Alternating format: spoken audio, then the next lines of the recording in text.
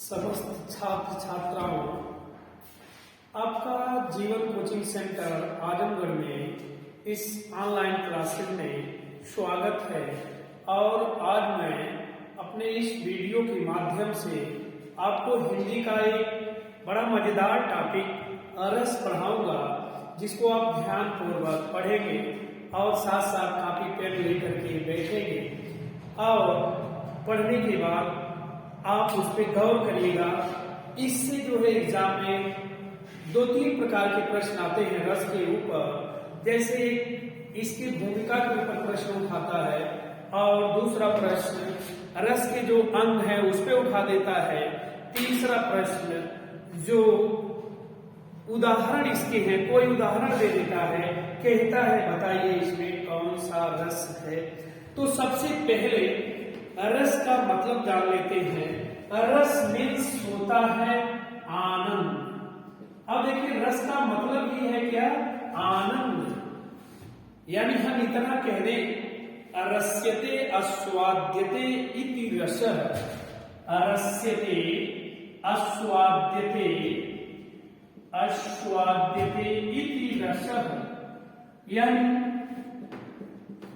इति रसः। देखें इतना हम कह दें तो रस का अर्थ निकल जाता है। इसका मतलब हो गया कि रस का जो अर्थ है वो आस्वाद से लिया जाता है। किससे? आस्वाद से लिया जाता है। तो अब आप देखें कि कहने का मतलब रस का शाब्दिक अर्थ यहां निकल गया आस्वाद लेना। आस्वाद लेना यानी रस को काव्य की आत्मा अथवा प्राण तत्व कहा गया है। यानी ये क्या है? काव्य की आत्मा है या आप कह लेंगे प्राण तत्व है। यानी किसी काव्य को पढ़कर, सुनकर, नाटक आदि को देखकर हमारे मन में जो एक आनंद की तरंगें उत्पन्न होने लगती हैं, उसी को रस कहा जाता है। एक रस के आचार्य थे, इनका नाम था आचार्य विश्वनाथ। आचार्य थे आचार्य विश्वनाथ। इन्होंने एक परिभाषा दिया था आचार्य विश्वनाथ जी ने कि रसात्मकम वाक्यम काव्यम। छात्रों, रसात्मकम वाक्यम काव्यम, यानी इसकी हिंदी हो गई कि रस से युक्त वाक्य काव्य है।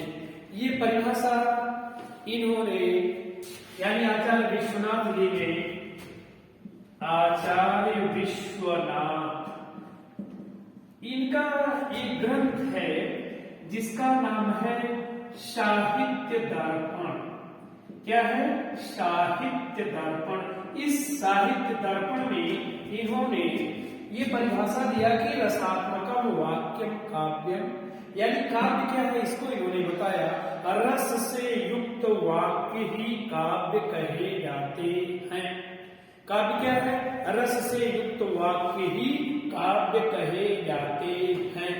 अब यानी रस से युक्त वाक्य का हो गए काव्य हो गए।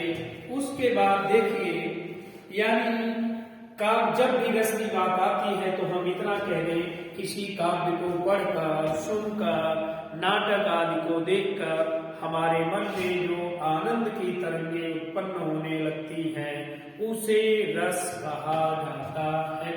यानी रस का कोई मूर्त या साकार रूप नहीं होता है। देखिए रस सूत्र की बात आती है, आगे मैं आपको बता रहा हूं रस सूत्र, यानी रस का सूत्र क्या है। तो संस्कृत साहित्य के एक आचार्य हुए थे, सर्वप्रथम आचार्य जिनका नाम था भारत मुनि। क्या नाम था छात्रों?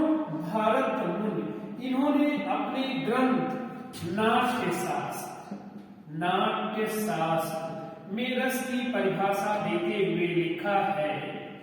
नाट्य शास्त्र में की विभावानुभाव व्यभिचारी संयोगात रस निष्पत्ति। देखें इनकी परिभाषा, विभावानुभाव, विभाव अनुभाव हो गया, व्यभिचारी, इसको आप नोट कर लेंगे, विभावानुभाव व्यभिचारी संयोगात, संयोगात रस निष्पत्ति। ये भरत मुनि जी का रस का सूत्र है।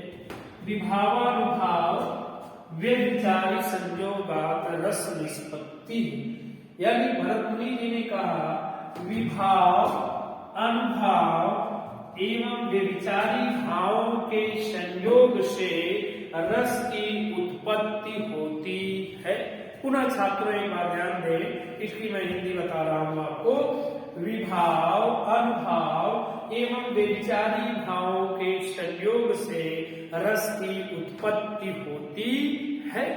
छात्रों इस परिभाषा को आप नोट कर लीजिएगा अपनी कॉपी में। बार बार इस पर प्रश्न हुआ है कि ये परिभाषा किसकी है, तो छात्रों जहां भी प्रश्न बनता है तुरंत आप आंसर देंगे कि ये परिभाषा भरत मुनि की है, जिसको इन्होंने अपने नाट्य शास्त्र में दिया था। उसके बाद यहाँ पर एक चीज देखें आप कि भरत मुनि ने जो रस की परिभाषा दिया है, इसमें क्वेश्चन बना देता है कि भरत मुनि की जो रस की परिभाषा है, इसमें रस के किस अंग का उल्लेख नहीं है। तो यानी इसमें इनकी जो परिभाषा है, अस्थाई भाव का उल्लेख नहीं है। किसका उल्लेख नहीं की परिभाषा में हुआ है? अस्थाई भाव का उल्लेख नहीं है। छात्रों हम आगे देखेंगे रस के अवयव, रस के अवयव, चाहे आप अवयव बोले, चाहे अंग बोले, चाहे तत्व बोले, सबका आंसर एक ही है। बार बार ये प्रश्न इस पे बना है, कई बार क्वेश्चन बना है कि रस के अवयव कितने हैं। जो लोग नहीं जान पाए वो आंसर नहीं दे पाए। चाहे अवयव है, चाहे अंग का है, चाहे तत्व कहे, आपका आंसर अवयव, अंग या तत्व एक ही है। तो देखिए रस के अवयव या अंग कितने हैं, तो आपका आंसर होगा 4। रस में 4 अंग होते हैं। चारों का नाम आपको मैं दिखा दे रहा हूं। पहले का नाम है अस्थाई भाव। क्या है? अस्थाई भाव। दूसरे का नाम है विभाव। तीसरे का नाम है अनुभाव।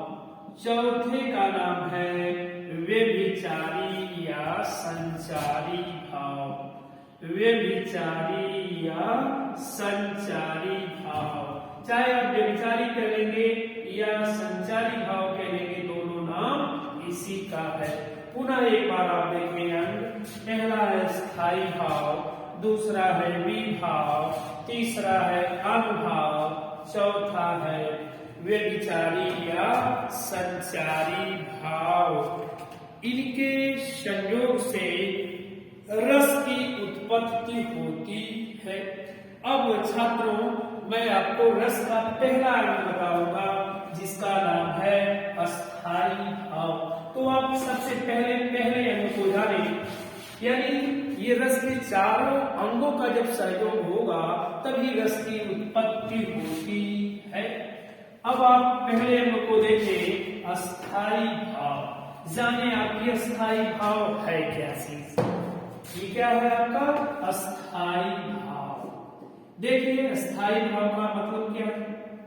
कहने का मतलब कि वो भाव जो हर मनुष्य के हृदय में अस्थाई रूप से विद्यमान रहता है तथा उचित अवसर पा करके रस के रूप में बदल जाता है, उसे अस्थाई भाव कहते हैं।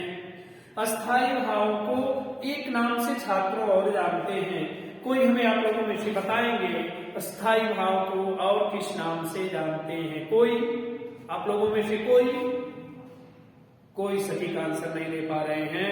मैं बता रहा हूं, आप जाने, आपको ये चीज मिली नहीं है इसलिए समझें। इसको हम प्रधान भाव भी कहते हैं। क्या नाम? से जानते हैं? स्थाई भाव को प्रधान भाव भी कहते हैं। तो देखिए ये स्थाई भाव हैं कितने? अस्थाई भाव जो है कितने हैं? 9 है। अस्थाई भाव कितने हैं? 9 है। इसी के अनुसार रसों की संख्या भी 9 है। लेकिन बाद के आचार्य जब आए तो बाद के आचार्यों ने 2 और भाव, मतलब 2 और भाव जिसको अस्थाई भाव की मान्यता दिया, वात्सल्य, वात्सल्य एवं भागवत विषयक, भागवत विषयक रत, वात्सल्य एवं भगवत विषयक रति को स्थाई भाव की मान्यता दे दिया तो रसों की संख्या 11 तक पहुंच जाती है। लेकिन छात्रों कहीं भी प्रश्न उठे कि रस कितने हैं तो आपका आंसर क्या होगा? 9। तो उसी के अनुरूप स्थाई भावों की संख्या भी 9 ही है। तो सबसे पहले हम लोग देख लेते हैं भाव के भेद। देखिए भाव के भेद जाने, भाव के भेद का मतलब कि भरत मुनि ने कुल 49 भाव को माना है। कितने भाव को? 49 भाव, 49। कितने भाव बताए? 49 भाव। देखिए इसमें क्या क्या है। 49 भाव में पहले उन्होंने बता दिया अस्थाई भाव, अस्थाई भाव बताया 8। भरत मुनि जी ने अस्थाई भाव बता दिया 8। अच्छा, उसके बाद दूसरा उन्होंने बताया सात्विक भाव या अनुभाव, सात्विक भाव या अनुभाव जिसको भी उन्होंने बताया 8। और संचारी भाव या व्यभिचारी भाव बताया 33। अब आप जोड़ लीजिए 8, 16, 3, 19 के 9, 3, 1, 4। छात्रों कितने भाव निकल गए? 49 भाव। भरत मुनि के अनुसार कुल भावों की संख्या 49 है। क्लियर है छात्रों? कोई डाउट नहीं। कहीं भी भरत मुनि के अनुसार भाव का भेद पूछता है तो आपका आंसर होगा कितना? 49 भाव। क्लियर? उसके बाद हम आगे चलते हैं रस के भेद एवं अस्थाई भाव। अगली चीज आपको हम बताएंगे रस के भेद एवं अस्थाई भाव। रस के भेद एवं अस्थाई भाव समझे आप लोग कि रस के भेद और अस्थाई भाव क्या है।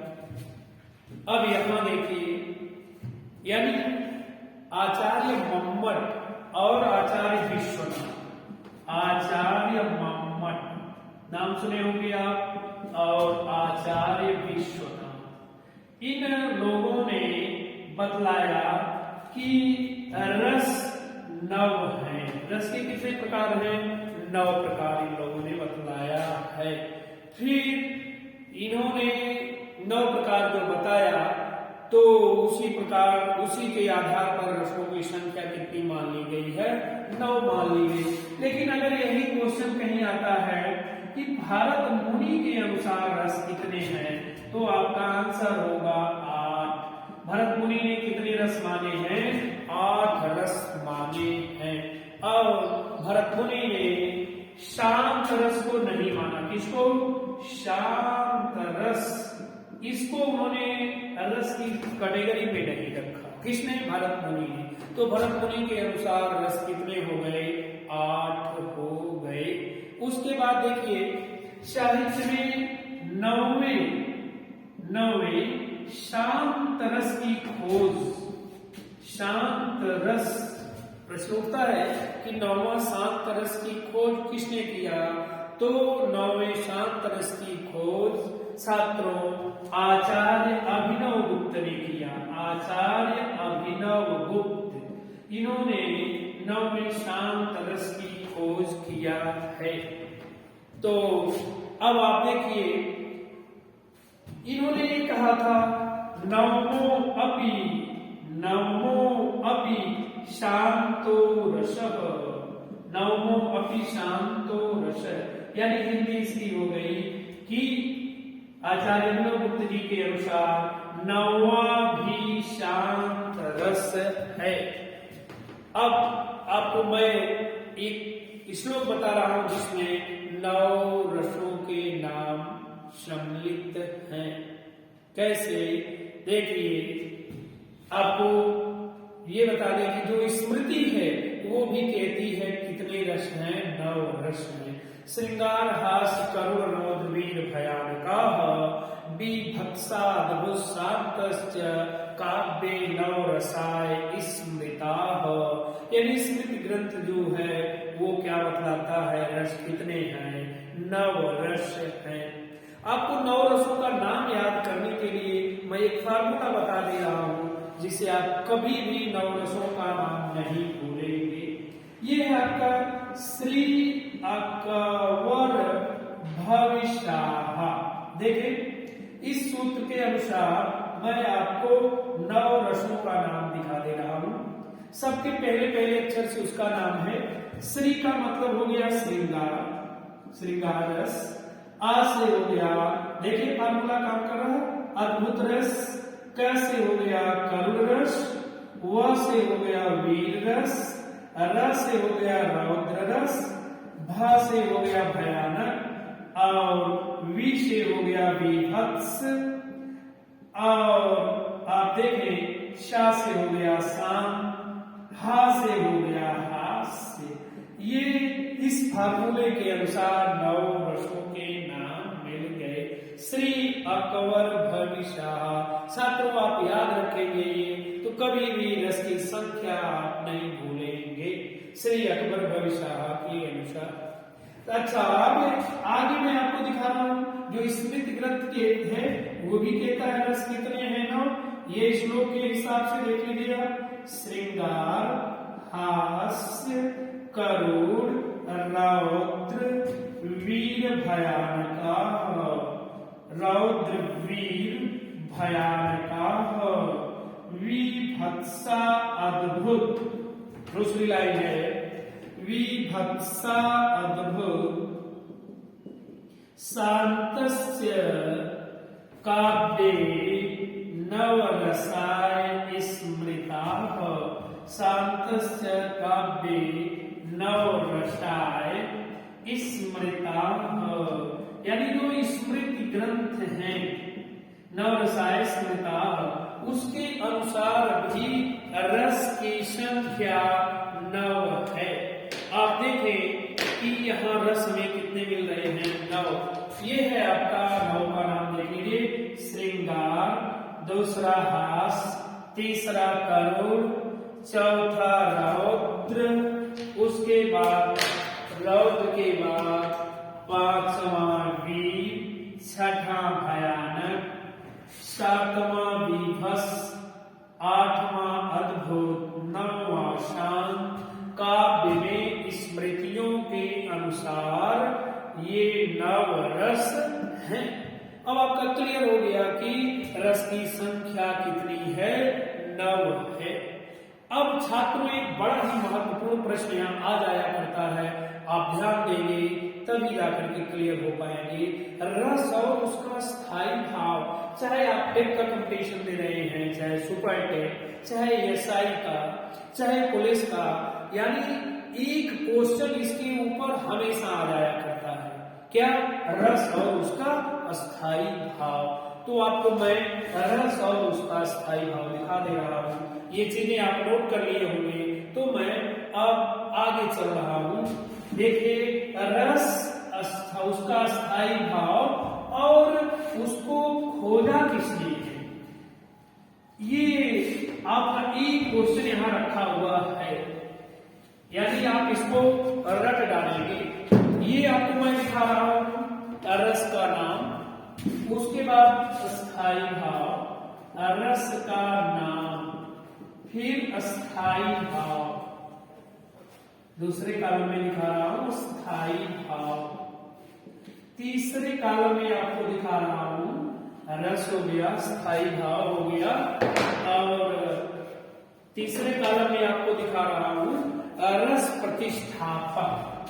रस प्रतिष्ठापक मतलब इसको खोजा किसने है, रस प्रतिष्ठापक। देखिए पहले हमने आपको बताया था श्रृंगार, तो एक क्वेश्चन तो आप ये देख लीजिए ऐसे ही आया, बार बार आया है कि श्रृंगार की शुद्ध वर्तनी।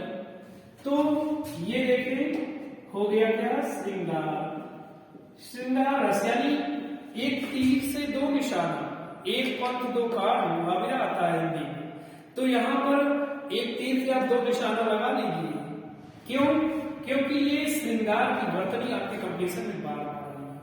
ठीक है, तो ये हो गया श्रृंगार रस। इसका स्थायी भाव क्या है, रत। रत मीन्स होता है प्रेम, यानी रत का मतलब हो गया प्रेम। अब इसको खोजने वाले कौन थे, भरत मुनि जी थे। भरत मुनि यानी भरत मुनि जी ने 8 रस ढूंढा। तो दूसरा उदाहरण, दूसरा रस आप देखिए, दूसरे का नाम है हास्य रस। श्रृंगार के बाद आता है हास्य रस। अस्थाई भाव है हास्य। हास का मतलब होता है हंसी। इसको भी खोजा किसने है, भरत मुनि जी ने। उसके बाद तीसरा रस है आपका करुण रस। करुण रस का स्थायी भाव है शोक। इसके प्रतिष्ठापक आचार्य कौन है, भरत मुनि जी। उसके बाद चौथा है रौद्र रस। रौद्र रस इसका स्थायी भाव छात्रों क्रोध। आप मेरे साथ इसको लिखते चलेंगे क्योंकि एक क्वेश्चन आपका रखा हुआ, स्थायी भाव बार बार पूछा गया है। तो रौद्र रस का स्थायी भाव क्रोध, इसके प्रतिष्ठापक आचार्य भरत मुनि। उसके बाद पांचवा है वीर रस। वीर रस, वीर का स्थायी भाव है उत्साह, और इसके प्रतिष्ठापक आचार्य भी भरत मुनि जी ही हैं। उसके बाद वीर के बाद भयानक रस। देखिए भयानक रस के प्रतिष्ठा वो अस्थायी भाव है, और इसके प्रतिष्ठापक आचार्य भरत मुनि ही हैं। उसके बाद विभत्स। विभत्स रस, इसका स्थायी भाव होता है जुगुप्सा। जुगुप्सा, जुगुप्सा का मतलब होता है छात्रों घृणा। घृणा, इसके भी प्रतिष्ठापक आचार्य भरत मुनि ही थे। उसके बाद आठवां है अद्भुत रस। ये आप देखिए अद्भुत रस का स्थायी भाव है विस्मय। विस्मय, इसको भी खोजा किसने है, भरत मुनि जी ने। तो आपको अभी अभी हमने बताया था कि भरत मुनि के अनुसार रसों की संख्या 8 है, यानी ये 8 रस किसने खोजा है, भरत मुनि ने। तो भरत मुनि के अनुसार कहीं भी बात आती है रस की, तो आप कितना बताएंगे, 8 रस। उसके बाद अगला है आपका 9वां रस, जिसका नाम है शांत रस। 9वां क्या है, शांत रस। शांत रस, इसका स्थायी भाव, शांत रस का स्थायी भाव है निर्वेद। निर्वेद, अब देखिए, अब यहां शांत रस को खोजा किसने है, आप ये जानिए। अभी आपको हमने बताया था नवमो अपि शांतो रसः, किसने खोज किया था, आचार्य अभिनव गुप्त। आचार्य अभिनव गुप्त ने शांत रस की खोज किया था, आचार्य अभिनव गुप्त। उसके बाद देखें आपका ये 9 रस हो गया और 9 का स्थायी भाव हो गया। लेकिन अब देखिए जो साहित्य की बात है, साहित्य में 9 रस, उसके अनुसार 9 स्थायी भाव है, इसी का ही विधान है। लेकिन रति के 2 भेद किए गए, कौन कौन, वात्सल्य और भगवत विषय रथ। एक इसका उपभेद किया गया छात्रों, वात्सल्य रस, ये है वात्सल्य रस। अब इसका स्थायी भाव होता है वत्सलता। वत्सलता कहेंगे या पुत्र प्रेमी, वत्सलता या पुत्र प्रेमी। अब वात्सल रस के प्रतिष्ठापक आचार्य थे आचार्य विश्वनाथ, आचार्य विश्वनाथ। आगे देखिए आप, ये आचार्य विश्वनाथ हो गए। एक और जो माना गया है जिसका नाम है भक्ति रस, भक्ति रस। ये है अस्थाई भाव भगवत विषयक रत, भगवत विषयक रत यानी भगवान से संबंधित प्रेम। इसके प्रतिष्ठापक आचार्य थे रूप गोस्वामी, रूप गोस्वामी। ये हो गया आपका। तो कहीं भी रस की बात आएगी तो आप क्या कहेंगे, नौ। लेकिन बाद के आचार्यों ने दो और मान लिए, वात्सल रस और भक्ति रस, जिनके अनुसार रस की संख्या 11 तक पहुंच जाती है। लेकिन मित्रों कहीं भी क्वेश्चन आता है रस कितने हैं, लास्ट का कंफर्म चीज आप जानिए, उसको आप क्या बताएंगे, सीधे सीधे 9 रस। और इसी के अनुसार इसके 9 अस्थाई भाव हैं। तो मैं अब आप समझ रहा हूं कि आप अस्थाई भाव समझ लिए होंगे। दूसरा रस का यंग जो है उसको मैं बताता हूं वीक भाव। लेकिन पुनः एक बार आप इसका अस्थाई भाव मेरे साथ समझ लीजिए। श्रृंगार का रस, हास्य का हास, करुण का शोक, रौद्र का क्रोध, वीर का उत्साह, भयानक का भय, बीभत्स का जुगुप्सा या घृणा, अद्भुत का विस्मय, शांत का निर्वेद। ये 9 रस हैं। बाद के आचार्यों ने 2 रस और माना, वात्सल रस वत्सलता या पुत्र प्रेमी, भक्ति रस का स्थायी भाव, भगवत विषय रस का मतलब भगवान से संबंधित प्रेम। उसके बाद आप देखें रस का दूसरा अंग जिसका नाम है विभाव। विभाव छात्रों जब आपको रस का अंग समझ में आ जाएगा उसके बाद फिर आप रस की पहचान कर पाएंगे, क्योंकि इन अंगों के सहयोग से रस की उत्पत्ति होती है।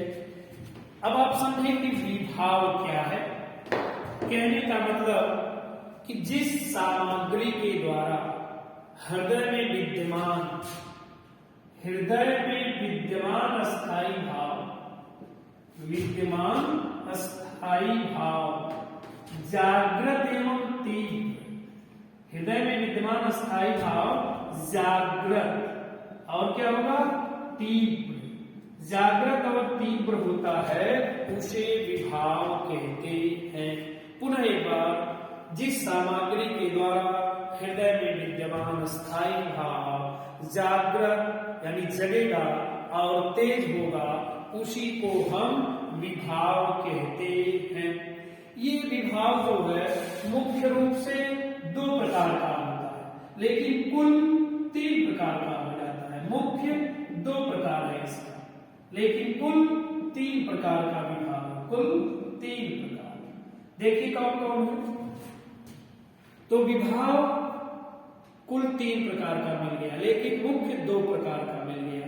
पहले को कहते हैं ये विभाव। विभाव देखिए आप, मैं यहां दिखा दे रहा हूं। विभाव पहले को कहते हैं आलंबन। ये हो गया आपका आलंबन विभाव, आलंबन। और दूसरे को कहा जाता है उद्दीपन। आलंबन विभाव, उद्दीपन विभाव। और तीसरे को बोलते हैं आश्रय। अब इनके बारे में आपको जानना पड़ेगा।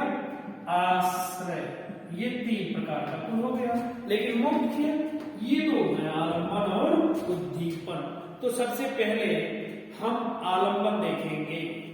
आलंबन। जानिए आलंबन क्या है। इस पर प्रश्न भी हुआ है कि आलंबन क्या है। फर्स्ट है ये आलंबन। जानिए आलंबन का मतलब कि जिस व्यक्ति अथवा वस्तु के कारण, कोई व्यक्ति होगा या वस्तु होगी, व्यक्ति या वस्तु के कारण कोई भाव जागृत होता है, जिस व्यक्ति या वस्तु के कारण कोई भाव जागृत होता है उसे आलंबन विभाव कहते हैं।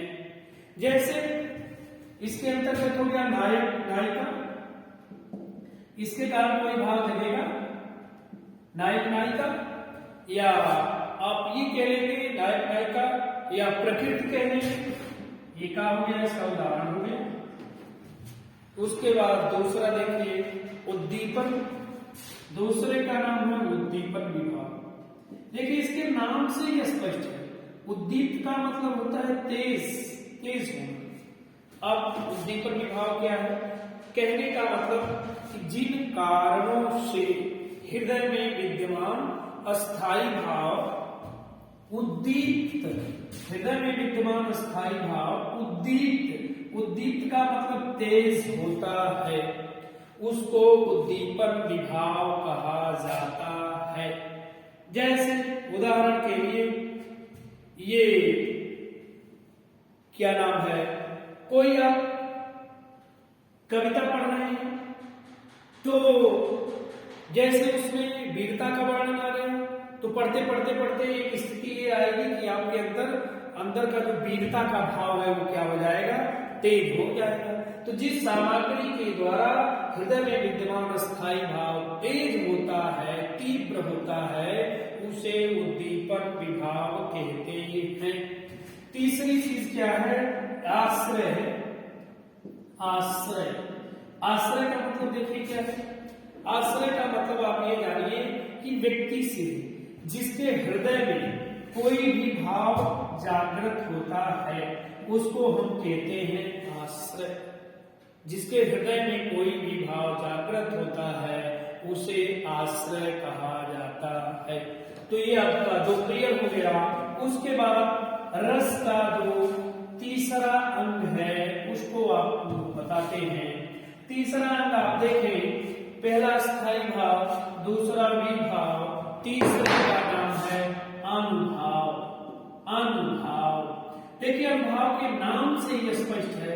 अनु छात्रों क्या होता है, ये क्या चीज है, अनु का मतलब पीछे, अनु पीछे, और ये है क्या, ये उपसर्ग है। हिंदी संस्कृत का क्या है, उपसर्ग है। अनु मीन्स पीछे, तो इसका शाब्दिक अर्थ हो गया भाव के पीछे उत्पन्न होने वाला भाव। यानी भाव के पीछे उत्पन्न होने वाला भाव क्या कहलाता है, अनुभाव। यानी स्थायी भाव के जगने के बाद व्यक्ति का जो कार्यकलाप होता है उसे अनुभाव कहते हैं।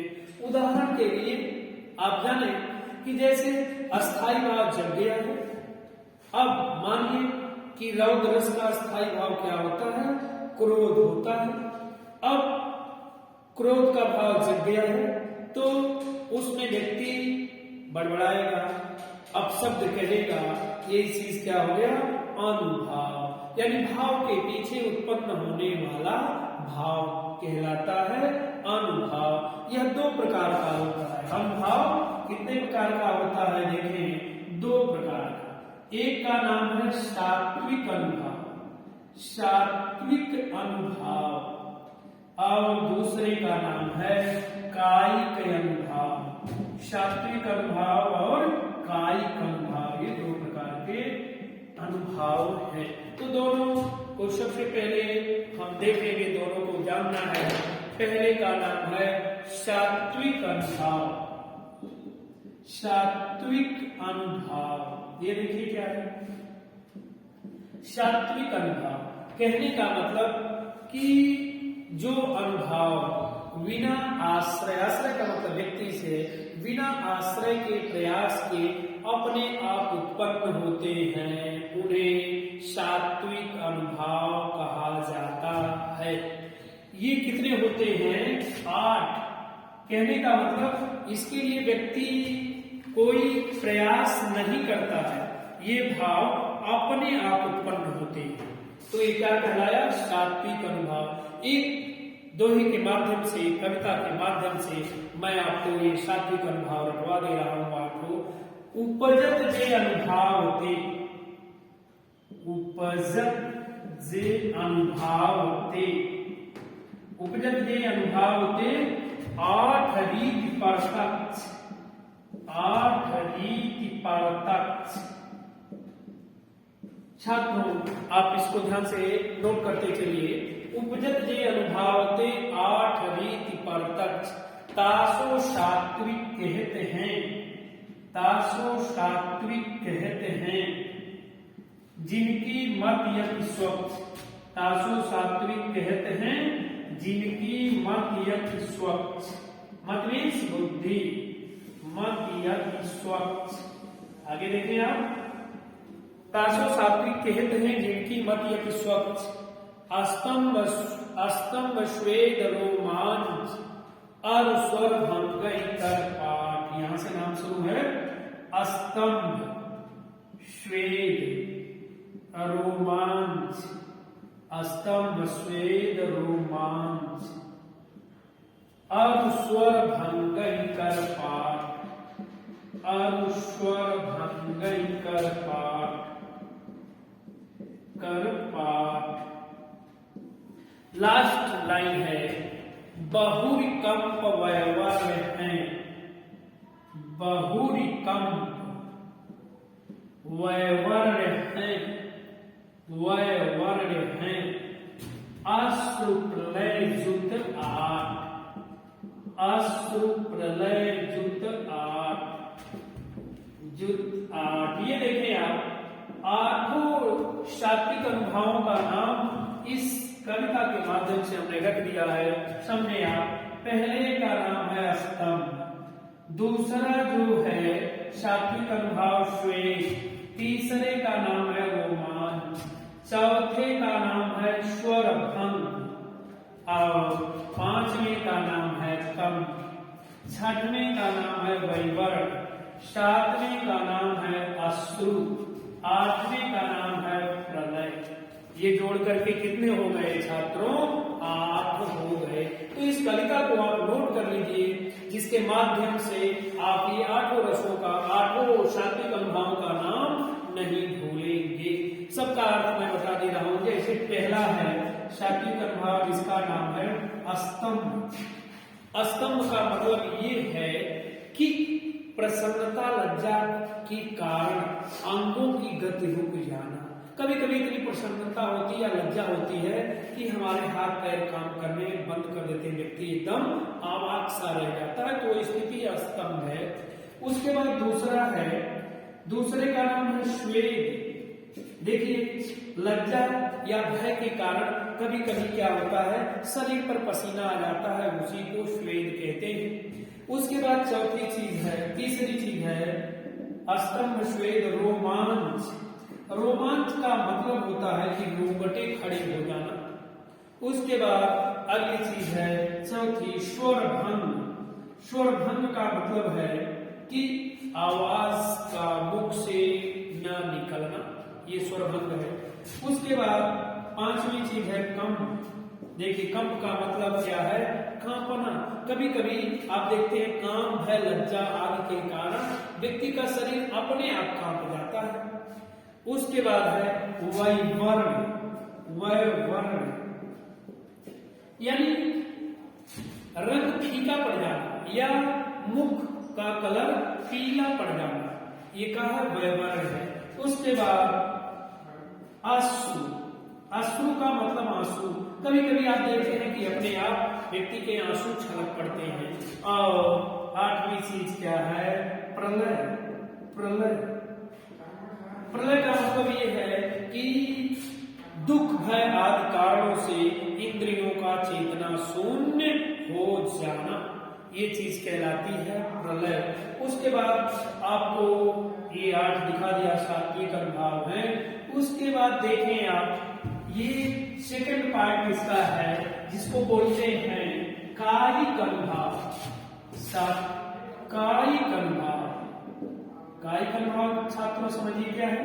कहने का मतलब जिसको व्यक्ति जानबूझ करके करता है, शरीर की वे क्रियाएं जिसको व्यक्ति जानबूझ करके करता है उसको कायिक अनुभाव कहते हैं। ये क्रिया कैसे होती है? जानबूझ करके की जाती है, तो ये क्या कहला गया?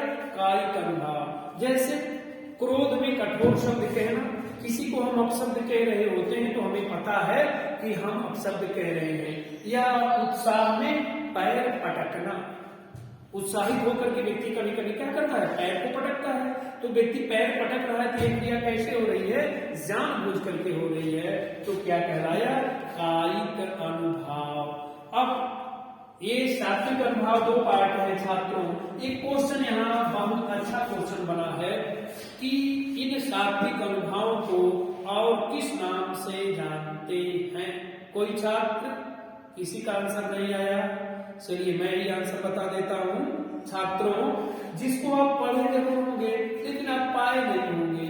मैं बता रहा हूँ, इस सात्विक अनुभाव का एक दूसरा नाम है जिसे तन संचारी भाव भी कहते हैं। तन संचारी भाव, इसका कारण है कि ये क्या है? शरीर से रिलेटेड है, इसीलिए इनको तन संचारी भाव की संज्ञा दी गई है। तो छात्रों अब मैं समझ रहा हूं कि आपको ये 3 अंग हमने बता दिया। तीनों अंग पढ़ने में आपको अगर आप दिमाग से मेरे साथ रहे होंगे तो बहुत मजा आया होगा। और जो चौथा अंग बचा है बाकी आगे का रस, फिर मैं उसको अगले वीडियो में आपके सामने लेकर के आऊंगा। तब तक आप इसको देख करके क्लियर हो जाइए।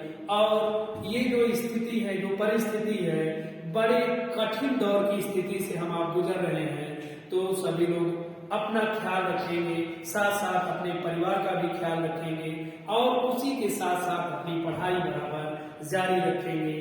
तो फिर आगे बची हुई चीज मैं अगली वीडियो में लेकर के आऊंगा। तो छात्रों धन्यवाद।